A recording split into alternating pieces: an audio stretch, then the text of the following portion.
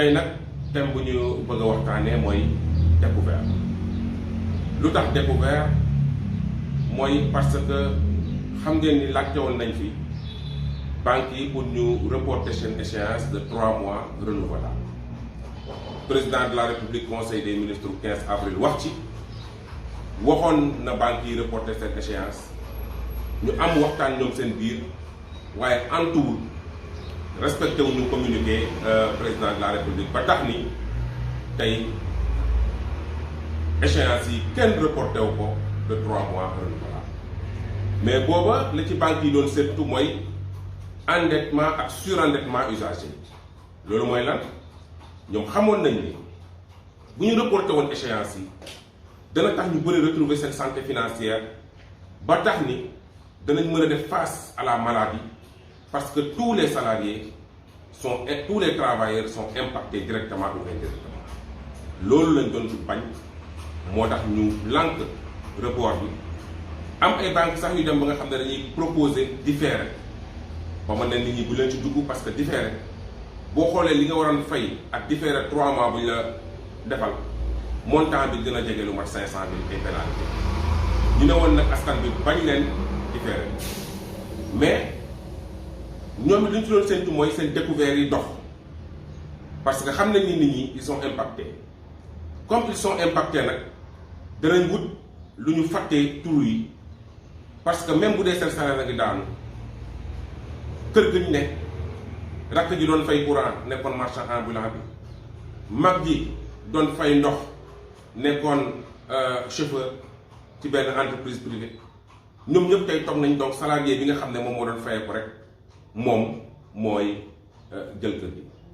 may wax ni ñoom même privé bi ñu waxoon ni report war na fa am report jotu fa am parce que privé bi sax kenn reporté wu leen seen i échéance donc mu mel ni président dafa wax ci ngelaw ni banques yi ñoom décidé def lu leen neex mais tey ñu taxaw ci découvert bi nga xam ne daanaka ñoom objectif bu ñu ci doon wut am nañ ko parce que ñëpp dem nañ jëlee découvert pour mën a dund mën a xeex ak feebar bi nga xam ne moo lëmbe àddina dugg suñu biir dëkk muy coronavirus bi Covid 19. tey banques yi réussir na seen pari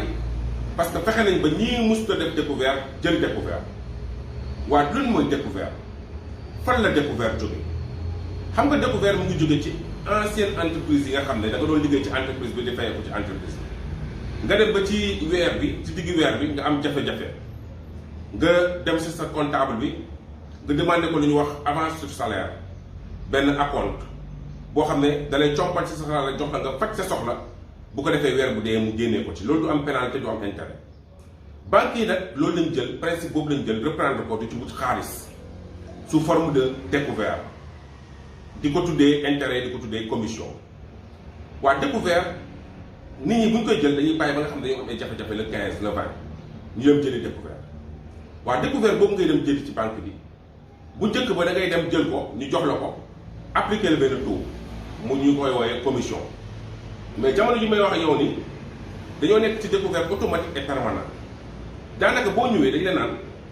découvert boo ko xasee ba laal at bi yëpp lay dem mënatoo ko arrêté même boo ko arrêté sax décidé arrêté ko sax yow yaa dul jël sa xaalis sax mais ñoom jël nañ seen commission mensuelle weer bu nekk jël nañ seen intérêt yi ñu ci war ak pénalité yi ñu ci war a jël mu nekk mbir bu yéeme parce que day mel ni prêt bu ñu la jox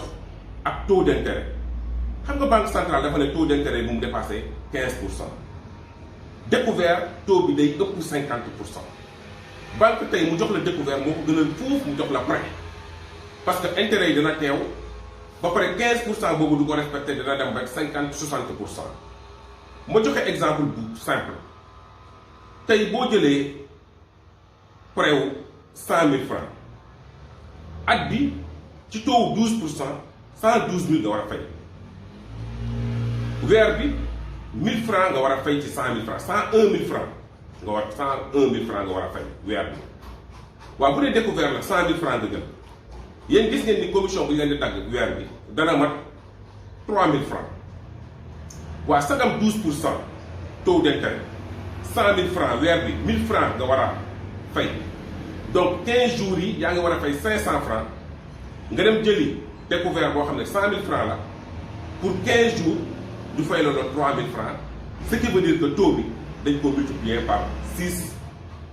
ci buñ la fay looyee 3000 francs. Donc 12%, un mois ou bien 15 jours, 500 francs là. Donc buñ la fay looyee 3000 francs, ça suppose que 100 000 francs yi nga jël pour 15 jours, taux bi multiplier lañ ko par 6, muy 6 fois 12 mu joxe 72%. Taux bi c'est annuel. Boo ko defee ci 6 mois da nga koy diviser par 2. Boo ko defee ci 1 mois nga diviser ko par 12.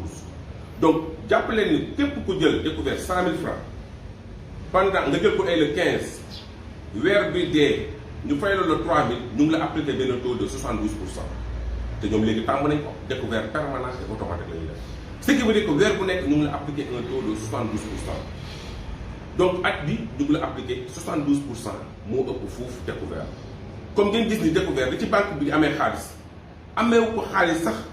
ci prêt bi moo leen arrangé moo tax report bu ñu ko waxee ñoom dañoo lànk seen yoon newul ci feebar bi seen yoon newul ci yërmande askan bi ñoom lu ñuy xalaat rek mooy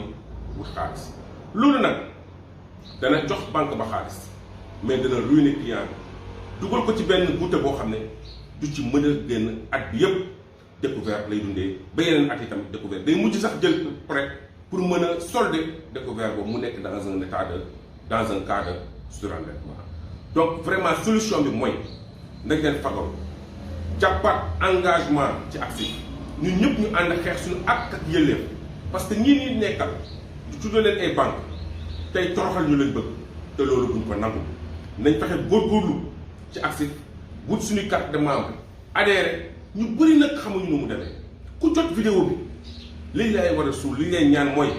fexeel nga partagé ko bu ko neexee bu ko defee ñëpp am information bi bu ñëpp amee information fipp dina yomb te bu ñu fippoo bu boobaa suñu poche mooy féex parce que